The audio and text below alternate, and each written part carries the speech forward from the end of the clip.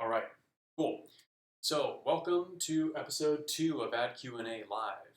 So, today we're going to be covering a subject near and dear to my heart, which is scaling Facebook budgets. So, this is also one of the top questions that I see in some of the forums out there, ad leagues and Facebook buyers and stuff like that. And the question is basically, I've got a certain strategy that's working. I've got, landing page, I've got my targeting, I've got my creative down, but I'm spending, let's say, $100 a day. Performance is pretty good. It's a 200% ROAS, and I want to scale up, right? So let's just write it out real quick. So budget, 100 a day, where I'm at right now. My return on ad spend is, let's say, I'll actually call it 300% optimistic, right? And the challenge for me is that I want to take this $100 a day budget up to $200 a day or $300 a day, whatever it is exactly that I'm comfortable with, right? So how specifically am I going to approach that? There's a couple pieces to this, right? There's a couple things to understand before we get into what the sort of right amounts to scale are and the methodology around that. There's something that you need to understand when it comes to how Facebook specifically responds to these increases budget, right? So first off, the best way to think about your sort of addressable audience here that you're going after is as kind of a circle, right? A little bit hard to see, but imagine this circle represents the audience that you're targeting. Let's say, for the sake of argument, that let's use the cell phone case example that we used in the previous episode. So I sell a cell phone case. It costs me $20 to manufacture. Hopefully not, that's a lot for a cell phone case, but so my break-even point is $20, right? And I'm targeting people within a certain demographic. Let's say males and females, ages let's say maybe 40, right? Well, that's a lot of people. On Facebook, that's probably, millions, millions and millions of people, right? That fall within that very broad bucket. But if my budget is only $100 a day, I'm not going to reach that entire audience, right? I'm only going to reach a subset. So the challenge for Facebook's automatic, bidding and delivery algorithms is who in this massive circle, small, but it's millions of people, who should I actually target? And the way that you kind of teach them who to target is by giving them the data that they need, right? So in this scenario, I've got my website set up with a purchase pixel, and I've got my ad sets configured to optimize for a purchase event, right? As I start to collect those purchase events, right, as that purchase pixel starts to fire, right, I'm basically telling Facebook, this is what I want. Give me more people like this, right? So what happens is Facebook starts to connect the dots. They start to go, oh, okay, well, I could serve to any of these people, but there's really specific pockets of people within this broader audience that are performing the best, right? And not necessarily gonna tell you explicitly who those people are. You'll probably start to see it or sort of infer it based on, segmenting by demographics and segmenting by so forth, which you can do in Ads Manager. But let's just say, for the sake of argument, it'll look like a cookie here that there's these different pockets of success that Facebook is starting to find, right?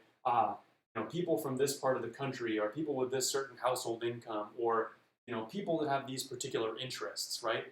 People that fall within one of those buckets are significantly more likely to convert. And then they're going to preferentially start serving more towards those people. Well, the problem is that here I've kind of depicted it a certain way, but the way to sort of picture this is that what Facebook effectively is doing is they want to maximize the value of your dollar, right? They want to get you the highest volume of purchases, or whatever it is you're trying to optimize for, at the lowest cost per purchase based on the data that you're giving them, right? And as they start to get that data back, they're going to essentially build this persona, this sort of meta profile of what that ideal person looks like. And then they're effectively going to have this list that they work down, right? So they've got, person A, B, C, D, F, G, whatever, times a million, right? They've got this whole big list. And they're going to start at the top of the list, and they're going to work their way down, right? So let's just assume, for the sake of argument, that somebody at the top of this list has, a 20% chance of converting, right? And the next person is maybe 19, right? And the next person is 18%. But then somewhere along the line, right, there's going to be a more significant drop-off, right? Let's say that when you reach person D, that, now they're really starting to scrape the bottom of the barrel, and this sort of conversion probability drops to 5%, right? So what you can see starts to happen here is as I start to scale my budget up from 100 to 150 a day, Facebook maybe is initially only serving to these people, person A and person B, 20% conversion probability and 19% conversion probability. Well, as I increase my budget, two things are going to happen simultaneously. One is that the OCPM algorithm, that is to say Facebook's auto bid algorithm, as you start to increase your daily budget, Facebook generally needs to increase the bid in order to spend a higher daily budget, right? So one thing that's going to happen right away is that usually when you increase your budget, your CPM is going to go up, right? Which is to say, for every 1,000 impressions, you're going to pay a higher amount, right? Assuming that people convert at the same rate that they did on a smaller segment, you're just going to see an increase in CPA regardless, right? So essentially imagine if your CPM goes up 20% and your conversion rate is constant, then you are going to pay essentially 20% more for a conversion, right? That's the basic math on that. But there's a compounding effect here, which is as you start to scale, not only is your CPM going to go up within a given audience, right? But as you scale past a certain point, you're going to probably start to see diminishing returns where each marginal person, each additional person, incremental, that you start to reach may have a lower conversion rate than the one before, right?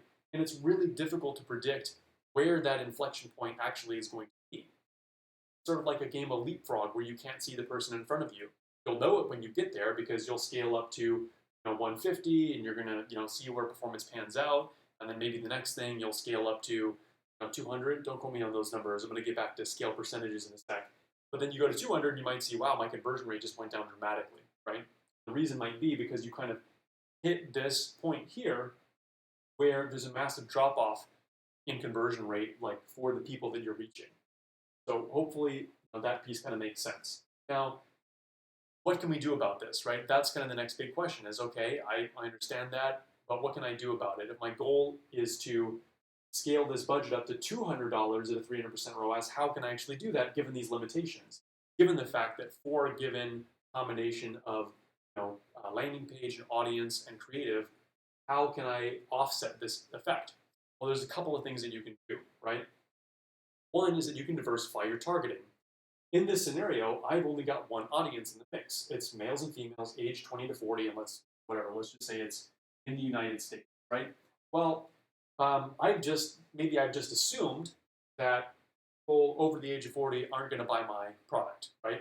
But maybe it would be worthwhile to either A, change the targeting on the existing ad set to add in maybe 50 to 60, right? Or maybe have that be its own separate ad set, right? We'll probably get into this in future episodes, but one thing that's really important to keep in mind is that there's always a trade-off between kind of granularity and efficiency when it comes to CPMs. Usually, the more narrow you're targeting, the higher CPM you're going to pay.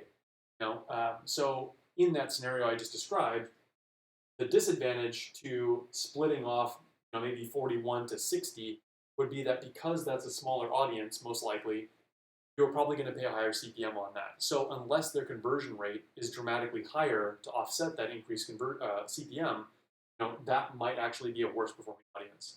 But this is basically what you need to test, right? These kinds of things.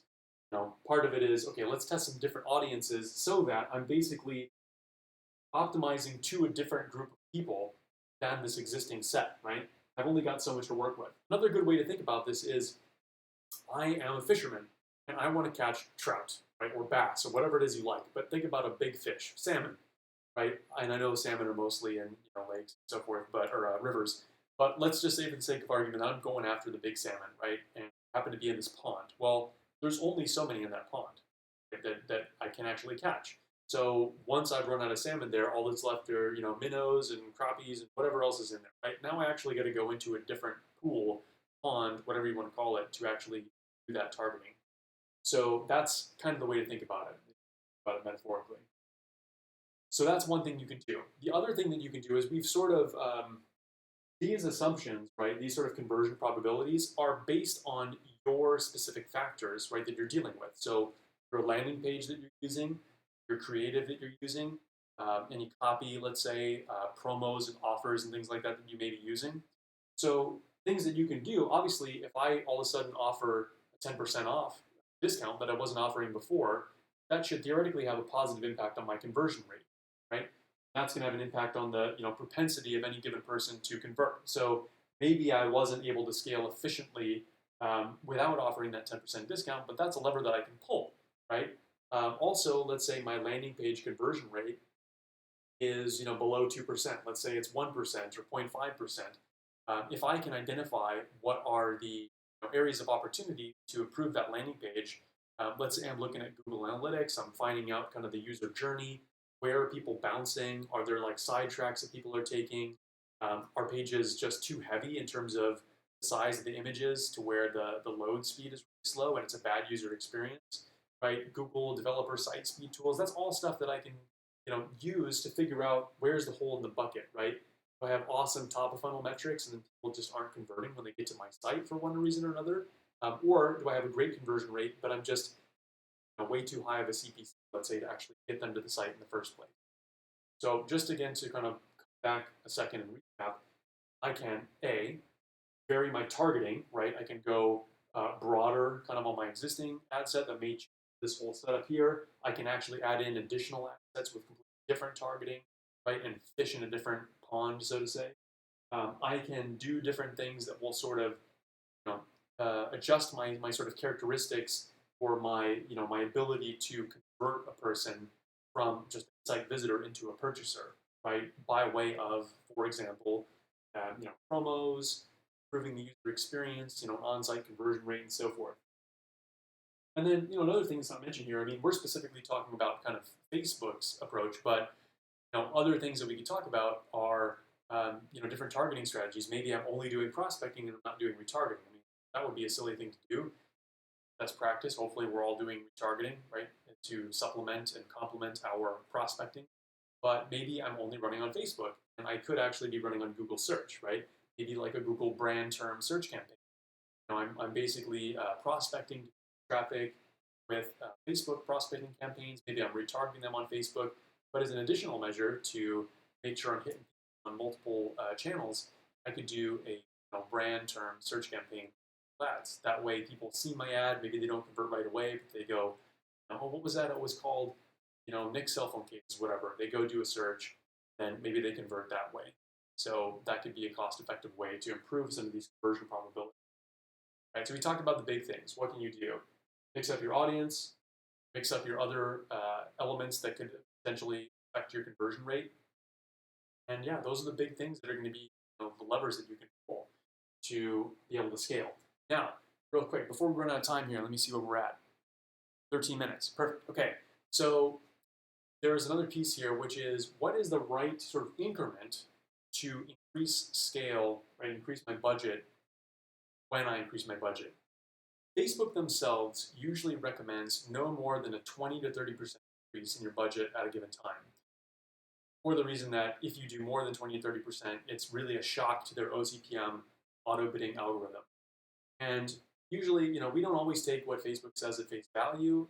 That's one thing I will agree with. I will say anecdotally, when our partners have increased budget or when we've increased budgets on behalf of our partners, more than 20 to 30% at a time in a ad set, yes, you do tend to see more of a disruptive effect. But then also, just practically speaking, yeah, there's going to be some disruption in the short term because, again, when you increase the budget, let's say I increased it by any amount, right, from $100 to $120 a day. Well, the CPM is going to go up. That's pretty much a given, right? So unless my conversion rate also increases, offset that, almost certainly going to have an increase in CPA or CPL or whatever the action is that I'm trying to drive, right? So a new equilibrium will be reached, right? Eventually, once OCPM increases the bid, right, its primary objective is to spend your entire daily budget, right? So the first thing that the OCPM algorithm is going to do when you increase the budget is it's going to go, okay, well, I got to spend more. It's going to increase it by a certain amount. It may later retract that bid a little bit if it goes, you know what, I really don't need to bid that much for spend the entire daily budget. Assuming here that Facebook has our best. So, right, that's one thing that's for sure going to happen. Then the other thing that happens is that the delivery side of the algorithm, right, there's the bidding side, but there's also the delivery side. Delivery side is then going to start zeroing in going, oh, wait, you need to serve to 10 people a day and not 5 people a day? Okay, well, let me find you 5 more people. Again, they're really just going down this list. Right? And then, if there's this big drop off, like what you saw here between 10 and 5% sample numbers, right, you might see that even that 20% increase in budget has a major impact to your overall conversion rate, right? But it depends, right? Because maybe that just dips you in to where it's just like 1 or 2 of the people you're reaching now every day have that low conversion probability. Whereas if you go from instead of 100 to 120, you go 100 to 300. Well, you're already hitting like 90% of the people that have a reasonably high propensity to convert for that audience. And if you triple that, you're going to end up with a bunch of garbage down here and really all of your best converters up here, right? So your maximum efficiency, again, given your combination of landing page, audience, creative, all that stuff, really in this zone at a lower level of spend, and you just can't be efficient at a higher level of spend. When that happens, you really have no choice but to diversify your targeting or really level up your game when it comes to your landing page and so forth. So, cool. We're pretty much at time now, so hopefully that all made sense. As usual, hit us up in the comments if you have any questions, if there's topics you want us to cover. Yeah, thanks for watching.